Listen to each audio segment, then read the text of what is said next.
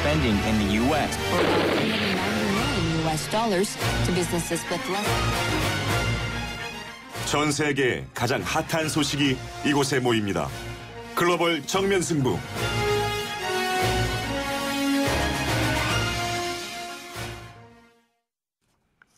자, 오늘 글로벌 정면 승부는요, 독일로 갑니다. 이 그리스 사태가 발생하면서 최대 채권국인 독일과 그리스의 갈등이 크게 이제 부각될 수밖에 없는 양상인데요. 하지만 유로존 탈퇴, 이 그렉시트 하는 것은 원하고 있지 않기 때문에 독일로 지금 큰 관심이 쏠리고 있습니다.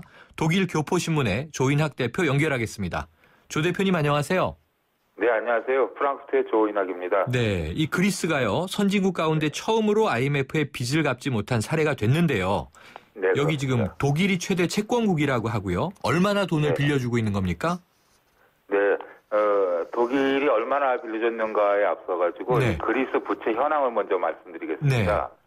그리스 부채 현황이 현재 약 3,200억 유로, 네. 한국 돈으로 하면 400조 원 정도가 된다고 합니다. 네. 여기에 이제 유럽 중앙은행이 뭐 250억 유로, IMF가 270억 유로, 그리고 유로존 각 국가들로부터 빌려온 돈이 약 한 2천억 유로 정도 된다고 합니다. 네. 그래서 독일이 과연 그리스 부채 어느 정도가 독일 부채인가 했을 때 개별적으로 국가적으로 빌려준 액수와 네. 또 이 유럽 중앙은행의 지분, 네. 독일이 갖고 있는 지분, 그걸 합산을 해봤더니 총 3,200억 유로 부채 중에 독일이 약 850억 유로를 감당하고 있습니다. 네. 다시 말해서 4분의 1 정도가 그리스 채무의 4분의 1 정도가 독일에서 빌려준 돈이라고 보면 그러네요. 정확할 것 같습니다. 아, 그러니까 이제 국가 대 국가로 빌려준 외에도 이 네네. 정말 유럽은행의 지분이라든가 여러 가지가 복합적으로 되어 있군요. 그렇습니다. 네, 이 그리스의 디폴트 사태에 대해서 아직은 이제 이게 연체지 디폴트는 아니다. 하지만 디폴트로 가고 있는데요. 독일에서는 그렇죠. 어떤 반응들이 나오고 있습니까? 네, 6월 30일 저녁 여기 매스컴에서는 제 톱뉴스로 이 그리스가 IMF 채무를 갚지 못한다라는 네. 선언을 했다. 네. 이것이 톱뉴스로 나오게 했는데요. 일반인들이나 언론들의 그 보도 경향을 보면은 어느 정도 예상된 거였는데 왜 협상을 그렇게 매끄럽게 끌어내지 못해서 이런 사태가 왔는가 네. 하는 그런 데 대한 비판이 좀 초점이 맞춰졌고요. 일단 IMF 채무를 상환하지 못한 것에 대해서는 아주 심각하게 큰일 났다라든지 심각하게 보고 있지는 않고 앞으로의 추세에 좀 더 관점을 두고 있습니다. 네. 오히려 차분한 분위기라고 보여지네요. 네, 그렇습니다. 예, 네. 독일은 여전히 아까 이 그렉시트는 원하지 않고 그리스의 유로존 잔류를 희망한다고 하는데요. 특별히 지금 독일이 한 4분의 1 채권을 가지고 있는 국가임에도 불구하고 이렇게 차분하고 호의적인 이유가 따로 있는지 궁금한데요. 네, 특별한 이유, 뭐 그리스에 대한 특별한 애정이라든지 특별한 이유라기보다는요. 네. 메르켈 수상이 공식적으로 발표하기로는 유로화가 몰락을 하면 폐지가 되면 유럽은 없다. 다시 말해서 이 유로존이 지속적으로 발전을 해야 된다라는 생각이 아주 강하게 있고요. 네.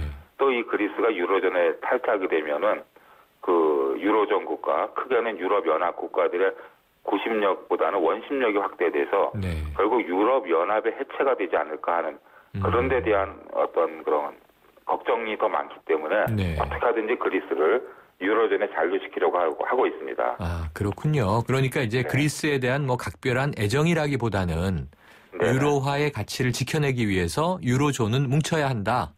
말씀해 주신 대로 이제 원심력이 작동하면은 바깥으로 이제 흩어지는 거잖아요. 그렇죠. 안으로 단단하게 뭉쳐야 된다라고 하는 의미에서 그리스를 이렇게 감싸고 있다라고 말씀 주셨네요. 자, 이제 자, 이제 7월 5일이요.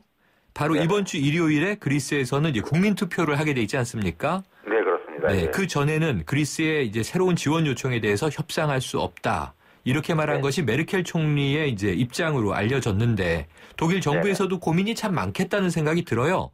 이 결국 고민이 많죠. 공식적으로는 메르켈 수상도 언급하고 쇼이블러 재무장관도 언급을 했지만 국민 투표 전에는 어떠한 제안도 하지 않겠다. 네. 국민 투표의 결과를 보고서 다시 한번 채무국과 채권국들과 협상을 하겠다라는 공식 입장을 밝히고 있습니다만은 내적으로는 유로존에 계속 있을 것이고 이렇게 했을 때 과연 어떻게 그리스 구제금융을 다시 말해 제3차 구제금융을 어떻게 시행을 해야 될 것인가 이러한 논의들을 하고 있는 걸로 지금 발표되고 있습니다. 네. 그 독일에서는 그리스에 이제 요청을 하고 있는 것은 그 독일도 유로화를 도입을 하면서 많은 개혁을 했다고 합니다.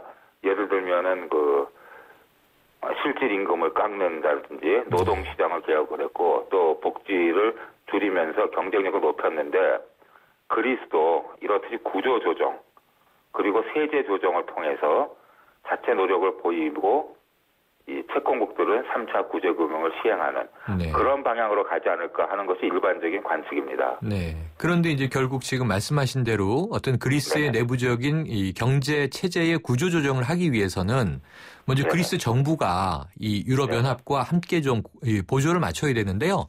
지금 그리스는 이제 좌파 연합의 치프라스 총리가 집권하고 있잖아요.